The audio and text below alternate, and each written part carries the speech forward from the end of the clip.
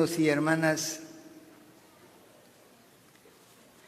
nuestro Dios siempre es sorprendente y Él va siempre llevando adelante la historia de la salvación. Y esta asamblea acá reunida, pues es una manifestación de ese Dios vivo, de ese Dios real, que como decía el Evangelio el domingo, tanto nos ama que nos dio a su Hijo. Y aquí estamos, la iglesia de su Hijo, los que creemos en Él, los que nos hemos consagrado a Él, los que le seguimos. Y me siento pues muy contento y sorprendido al ver tantos hermanos, a pesar de que es día sábado y para muchos pues es hora de trabajo. Muchos sacerdotes hubieran querido estar, pero no han podido también por sus ocupaciones. Sin embargo, aquí tenemos pues la representación de los diversos sectores, comunidades, asociaciones y movimientos de nuestra parroquia. Hay también hermanos que nos visitan, algunos de parroquias en las que he estado, algunos hermanos de algunos movimientos. Ahí me encontré con Pipo, le decíamos a ese hermano, que fueron los que me introdujeron a Encuentro Matrimonial, en donde con la ayuda de Dios pues he estado siempre acompañándoles. Y así pues hay muchos hermanos. Está una hermanita, Dina Duón, que está presente, que ella está allá desde las comunidades rurales en Aguilares en tiempos del padre Rutilio Grande. Yo la conocí muy jovencita, como de 14 años, y ella pues ha perseverado, tiene muchos años de trabajar en la pastoral social, hoy trabaja en Cáritas. Y tenemos pues los sacerdotes que nos acompañan, algunos que pasaron por acá, otros que han salido de las comunidades parroquiales, algunos jóvenes, algunos mayores. Está el padre Raimundo. ¿Por dónde está el padre Raimundo? Por ahí está. Bueno, él cumplió ayer 90 años, así que pido un aplauso para el padre Raimundo.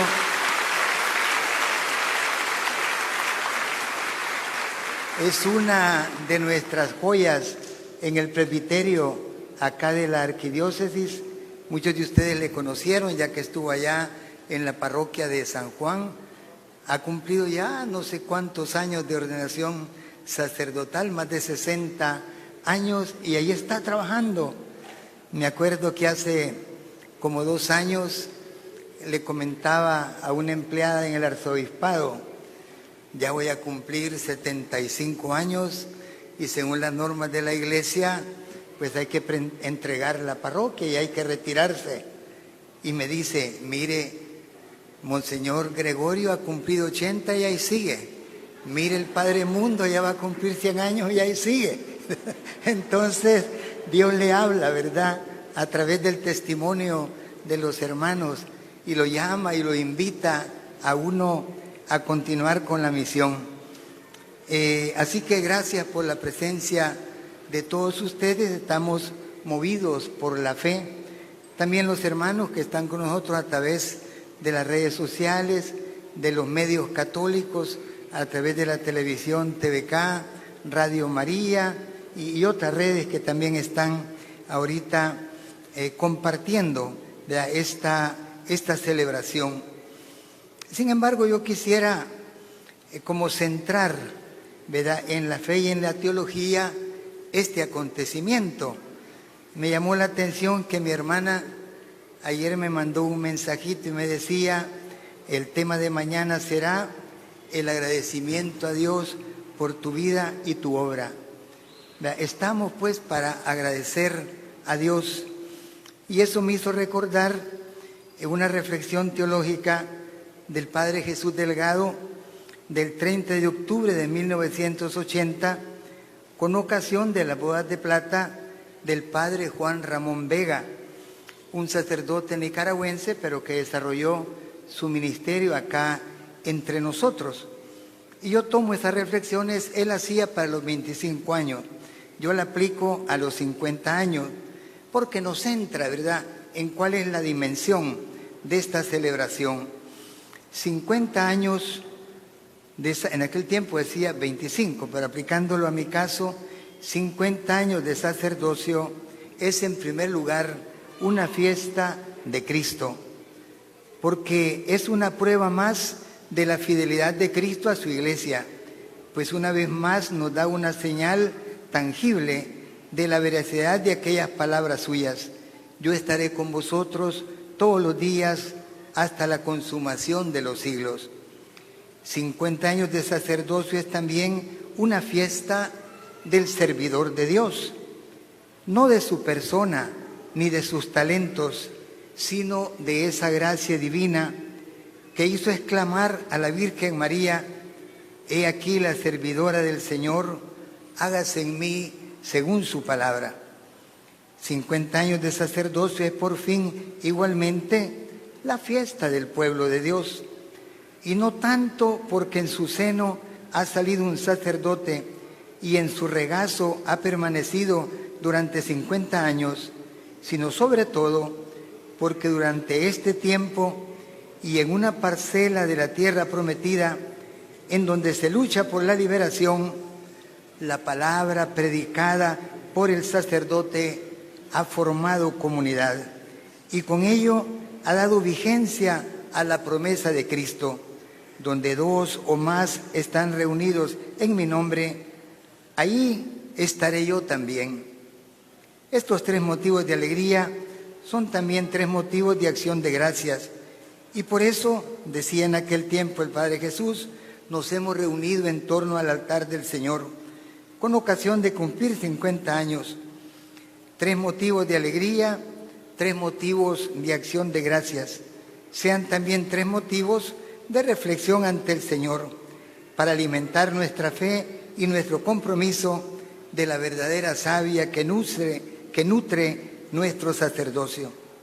3 reflexiones que las podemos reformular en estos términos. En primer lugar, el sacerdote es servidor del pueblo de Dios.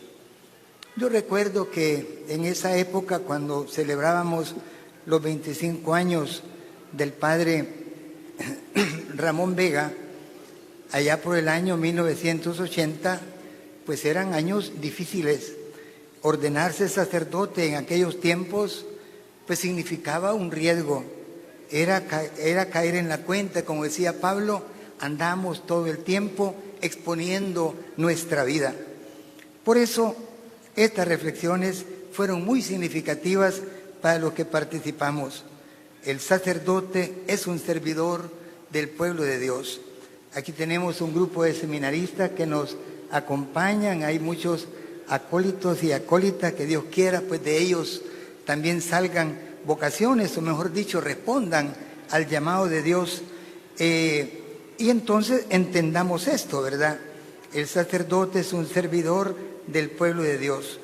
Su fidelidad al servicio prometido es menos un acto heroico de la persona del sacerdote, cuanto un signo de la fidelidad de Cristo a su iglesia, quien se hace presente todos los días hasta la consumación de los siglos, no tanto en virtud del sacerdote, sino en virtud de la fe y de la oración del pueblo de Dios, que es el que el sacerdote convoca con la palabra y reúne mediante el sacramento. Hasta aquí pues la cita de la reflexión del Padre Jesús Delgado. Me pareció importante porque, como decía Jesús, ¿verdad?, en aquella parábola, cuando ustedes hayan hecho todo lo que tienen que hacer, pues digan simplemente: solo somos siervos que hemos hecho lo que nos toca. Y yo pienso pues que ese es el llamado de todo, ¿verdad?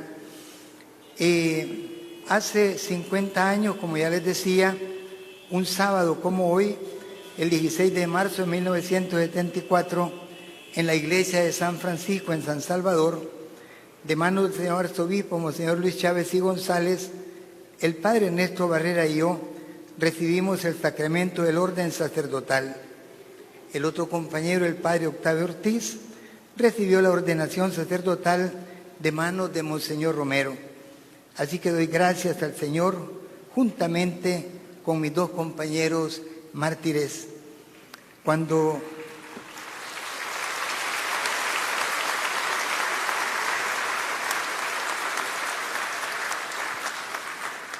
terminamos el último año de formación en un ambiente muy especial, porque en el año 72 cerraron el seminario San José de la Montaña y el acuerdo de la conferencia fue que los seminaristas que estábamos en el seminario, cada obispo viera dónde los enviaban, a qué país o a qué seminarios a terminar sus estudios.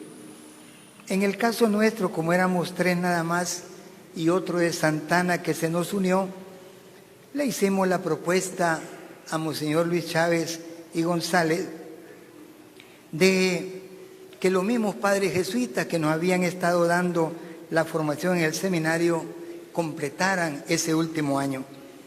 Y Monseñor Chávez accedió y tuvimos pues ese último año de formación. Y todo eso fueron tiempos de reflexión, porque eran tiempos ya difíciles. Era el año 73. Vivíamos en el país una situación muy conflictiva. Teníamos ya los documentos del Concilio Vaticano II que nos estaban indicando, ¿verdad?, una orientación pastoral muy clara. ¿Recuerdan ustedes aquel texto de la Gaudium et Spes que comenzaba diciendo, pues los sueños, las ilusiones del pueblo son también los sueños, las ilusiones de la iglesia, ¿verdad?, de los seguidores de Cristo, pero también los sufrimientos, las penas, las agonías del pueblo, pues son también del siervo, del seguidor, de Cristo. Todo eso en nosotros despertaba pues muchas ilusiones, pero eso significaba también riesgo. Uno lo miraba de manera lejana, pero nos tocó después experimentarlo de manera muy cercana. Mis otros 2 pues compañeros murieron mártires. Yo pues no tuve esa gracia del martirio. Dios conoce sus planes, sabe sus caminos, aunque me tocó vivir también momentos muy duros, momentos muy difíciles. Pero yo en nombre de ellos pues quiero agradecer a ese Dios que, como decimos siempre, Él tiene un plan perfecto para todos. Y yo muchas veces he hablado de eso aplicándolo a otros, pero después de 50 años uno descubre, también para mí Él tenía un plan que comienza en el hogar mismo. Nací en un hogar católico, unos papás católicos, mi mamá de la Guardia del Santísimo, mi papá militó en la Acción Católica de ese entonces. Pues yo a los hermanos de la Pastoral Social les digo, miren, mi vocación de caridad pues nació con el testimonio de mi mamá. En aquel tiempo en Suchitoto había un penal y entonces una vez al mes la Guardia del Santísimo visitábamos el penal y yo, que tenía como 7 u 8 años, allá iba, ¿verdad?, acompañando a mi mamá a repartirle comida y cosas a los presos. Luego mi papá era muy cumplidor, muy fiel. Los primeros viernes, en aquel tiempo la costumbre era confesarse el jueves, en la noche el día antes, y en la mañana el primer viernes ir a comulgar. Y ahí pues estaba mi papá enviándonos a los 3 hermanos a confesarnos. Mi papá era muy devoto del Santísimo Sacramento y muchas veces pues íbamos juntos a la misa. Y él después de misa me decía, mira, vos tenés mejores ojos que yo, léeme los 15 minutos en compañía de Jesús sacramentado. Así que casi me lo aprendí de memoria, ¿verdad? Tantas veces. Bueno, pero era la manera como Dios me iba preparando, de tal forma que cuando llegaron del seminario buscando vocaciones, primero le dijeron a mi hermano, después me dijeron a mí, yo dije, sí, yo voy, ¿verdad? Mi papá, con esa sabiduría que Dios le había dado, resulta que me llevó cuando tenía como 11 años a conocer el seminario. En ese tiempo pues no estaba tan urbanizado como ahora. Uno llegaba a la Cruzadilla, se llamaba, donde está ahora El Salvador del Mundo, y uno se iba a pie en medio de los cafetales hasta el seminario. Ahí me recibió el padre Segura, un sacerdote jesuita que después fue profesor mío, y mi papá me dijo, mira, aquí vas a estar. Y el padre Segura pues me enseñó la capilla, las aulas de las clases, las canchas de deportes. Bueno, fue una manera de cultivar en mí pues la ilusión por el sacerdocio. Claro, en ese momento uno pequeñito, ¿verdad? No sabe exactamente de qué se trata, pero nace en uno ese deseo, esa ilusión. Con el correr del tiempo, ya con los estudios, pues fui madurando, ¿verdad? Entonces, el plan de Dios para mí pues comienza ahí en el seno del hogar, de esa familia. También doy gracias a Dios por mis 2 hermanos con quienes crecimos juntos. Tengo una hermana, la mayor, ¿verdad? Porque en el caso nuestro, mi papá enviudó, ¿verdad?, en el primer matrimonio, y fruto fue mi hermana mayor, que está acá, Gumercinda, que casi no la conocen. Un aplauso para ella porque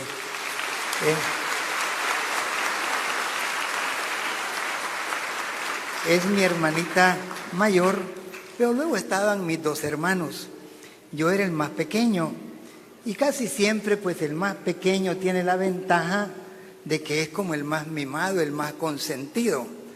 Pero en mi caso, el tener 2 hermanos que eran buenas personas, ¿verdad? Mi hermana pues muy estudiosa, entonces yo quería ir a jugar ligerito. Mira, tu hermana está estudiando, estudiamos también. Mi hermano era mayor, era más fuerte, y en los trabajos, ayudando en la herrería, pues él tenía más constancia, más disciplina. Entonces siento yo que también el tener buenas relaciones con los hermanos y una influencia positiva y sana, pues le ayuda a uno a prepararse para la vida. La disciplina, ¿verdad?, la entrega, el aprender a trabajar, el enfrentar las dificultades, eso le da seguridad a uno en la vida. Todo eso era una preparación de Dios para lo que sería después mi sacerdocio. Luego siento yo que la iglesia, desde la palabra de Dios y con todo el magisterio, pues también me ha ido orientando y animando durante todo este tiempo. Y algo que yo doy gracias a Dios, de que fuimos formados en el Concilio Vaticano II. Recién terminado el Concilio Vaticano II, entramos al Seminario Mayor. Entonces nos formamos con esa conciencia. La iglesia ya está, pero no está todavía del todo. Hay que irla construyendo siempre. Hay que ir haciendo vida los documentos. Y resulta que los documentos nunca se agotan. Salió uno. Aquí nos pasa a nosotros en las asambleas formativas. Estudiamos una encíclica, 1 año dándole, terminamos y luego viene otra encíclica. Hay que estar pues siempre en una formación permanente. En ese sentido, la iglesia lo va orientando a uno por dónde tienen que ir los lineamientos de la pastoral. Y luego, yo doy gracias al Señor, como ya decían en la introducción, de que uno en la iglesia no está solo. Vamos caminando juntos. Y como pueden haber pues malos testimonios, también hay buenos testimonios. También hay personas que lo edifican a uno. Y eso es importante, ¿verdad? No desanimarnos con el mal testimonio, sino animarnos con aquellos buenos testimonios que son los que nos van dando las muestras de que Dios está presente y nos acompaña en el caminar. Y así pues, Monseñor Luis Chávez y González, que era el arzobispo cuando estuve en el seminario, que fue quien tiene aquella frase famosa que cuando él vino o cuando él estaba en la comisión preparando el Concilio Vaticano II, pues él dijo: ponemos a la iglesia de la arquidiócesis en estado de Vaticano II. Y ese estado no ha terminado. El Concilio Vaticano II no ha sido todavía plenamente recibido en nuestra diócesis. Es la teología pastoral que nos acompaña a nosotros. Luego tuve pues la experiencia con Monseñor Romero, ¿verdad? Él yo lo conocía nada más de referencias. Cuando yo regresé de estudiar allá en Costa Rica en el año 78, vine en enero, unos días, y Monseñor Romero me habló y me dijo que si podía yo ir a la parroquia de Aguilares. Yo había estado antes ahí, pero había salido 2 años, y en ese lapso asesinaron al padre Rutilio Grande. Ir a Aguilares pues era un gran riesgo, porque yo además había estado allí y pudiera estar señalado.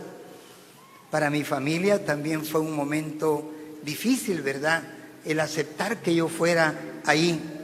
Sin embargo, con la ayuda de Dios, yo sentía que si había estado en los comienzos de aquella experiencia, debería de acompañarla, allí debería de estar.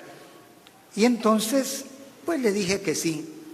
Y en marzo de ese año 80, Monseñor Romero me presentó ahí en la fiesta del Painal, ¿cuándo es San José?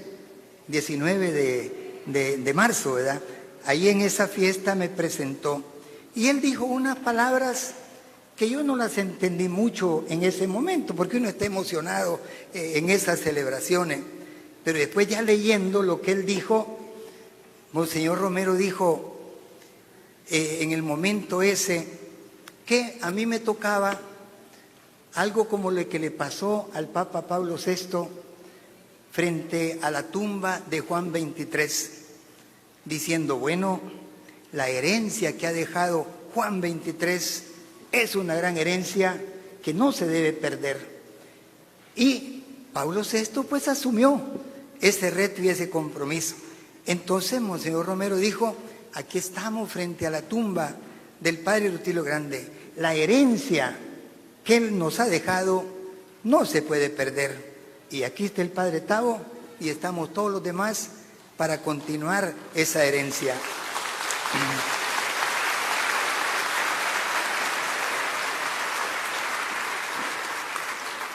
Como digo, pues, es el plan de Dios que se va realizando, el plan que se va descubriendo para uno a través de la mediación de los hermanos y compañeros.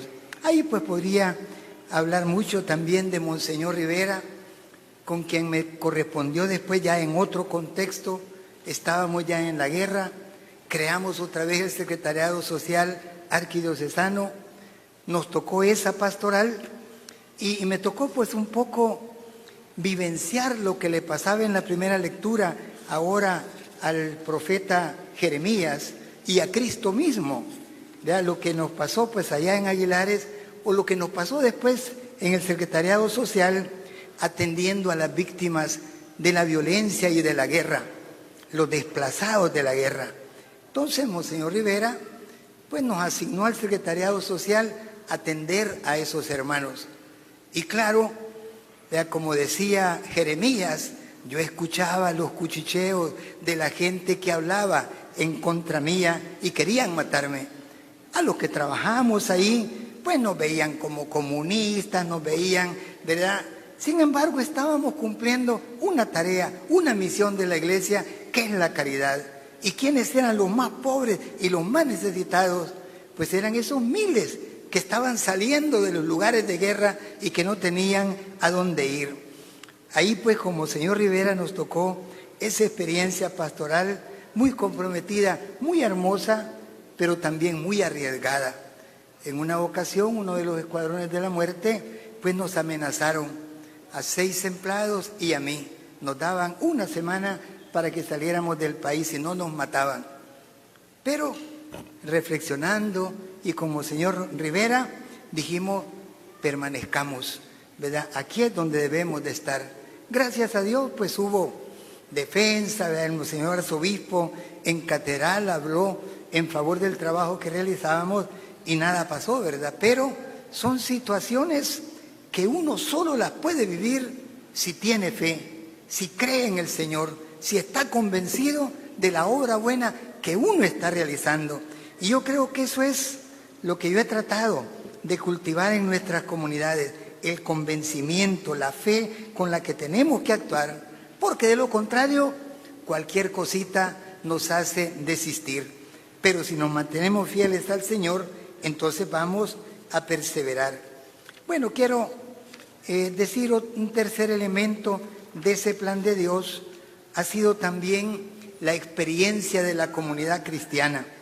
Allá en Aguilares, pues pudimos ver los frutos, cómo la misión crea, construye iglesia, construye comunidad.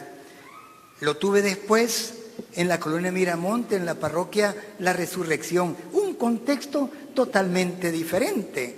Ya les he contado yo la anécdota de mi hermana, que cuando estaba en Aguilares, sabía cómo le tocaba a uno ir a los cantones, salir el lunes, el martes a otro, el miércoles, hasta el viernes regresar.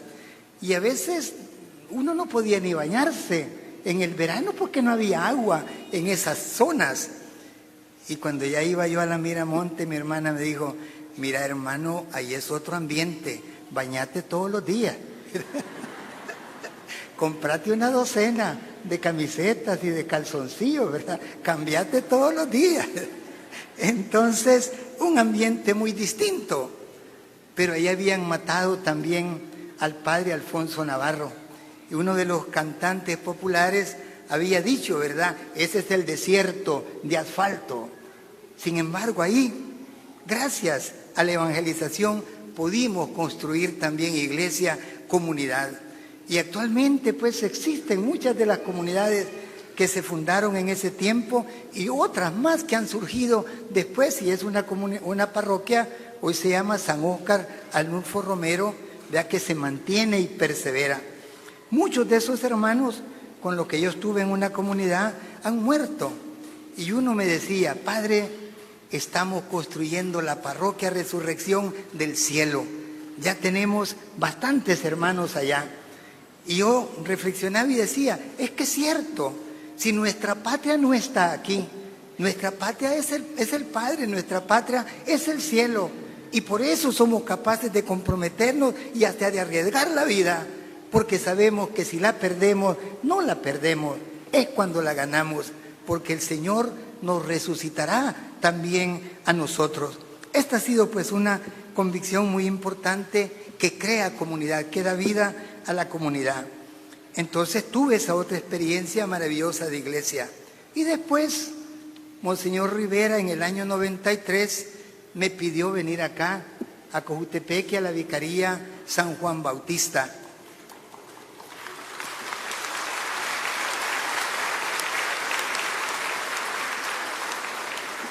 Yo le pedí, mire, deme un año que consolide la experiencia que había iniciado ahí en la Miramonte, en la Resurrección, preparar bien a Monseñor ahora Urrutia, que era mi vicario parroquial, para que él continuara el trabajo, porque una experiencia nueva necesita al menos 3 años para que pueda un tanto cuajar y consolidarse. Por eso fue que hasta el 94, un 20 de febrero, este 20 de febrero que acaba de pasar, cumplí 30 años de estar en esta parroquia.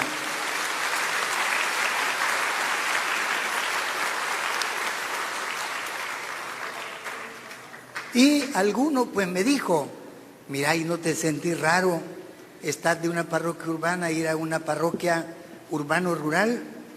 Yo les dije, bueno, considero que gracias a Dios he tenido buenos maestros, sé cómo llevar adelante el trabajo y Dios va a estar conmigo. Y gracias a Dios me siento muy feliz de estar con ustedes.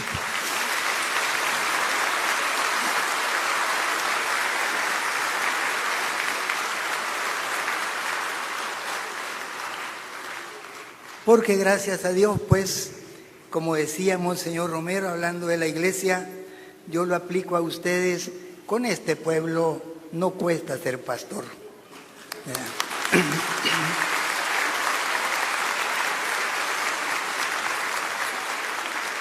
¿Verdad? He encontrado pues una acogida, y no solo yo, sino que he tenido la dicha de tener siempre vicarios parroquiales. ¿verdad? Y por acá pues han desfilado toda una serie, por aquí acabo de ver al padre Renato, el padre Pedro, está no sé quién otro más, que han pasado acá con nosotros y juntos, ¿verdad? Así que tenemos una herencia de todos estos padres, ¿verdad? Sacerdotes jóvenes, pues que han venido a contagiar, ¿verdad? A transmitir su energía, su juventud, sus sueños, sus ilusiones. Bueno, tenemos ahora al padre Edgar, nuestro vicario parroquial, y al padre Josué Cruz, ¿verdad? Que son nuestros actuales vicarios. Y la colaboración generosa del padre Dionisio, que siempre también nos acompaña.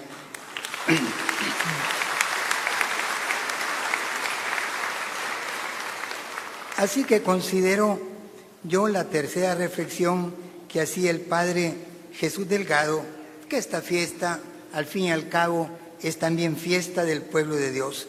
Y no tanto porque de su seno ha salido un sacerdote y en su regazo ha permanecido durante estos años, sino sobre todo porque durante este tiempo y en una parcela de la tierra prometida, donde se lucha por la liberación, la palabra predicada por el sacerdote ha forjado comunidad. No somos nosotros, es la palabra, es el Señor quien tiene a esta comunidad ahora aquí reunida. Es la obra de Dios, somos la obra de Dios, somos la carta del Espíritu, todos nosotros aquí presentes.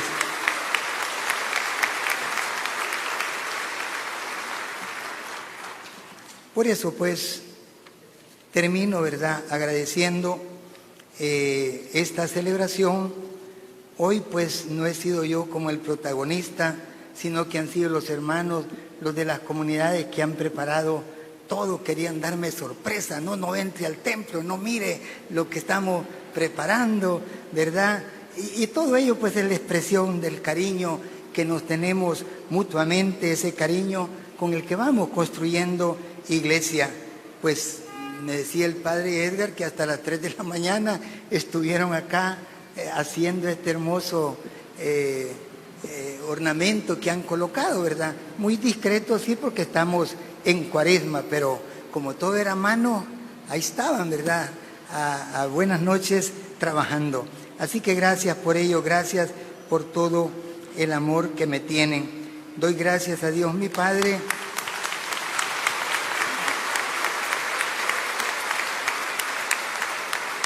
y a mi Madre María por tanta bondad y la protección de mis amigos, los santos, que me han guardado en los peligros vividos en todos estos años. Tenemos también la esperanza de nuestra iglesia, que son los jóvenes. Aquí tenemos un buen grupo de acólitos y otros también de las comunidades juveniles. En ellos, pues, hay que poner nuestro interés, nuestro entusiasmo, nuestro apoyo, porque son los que nos van renovando en nuestro hacer como iglesia. Así que un aplauso grande al Señor.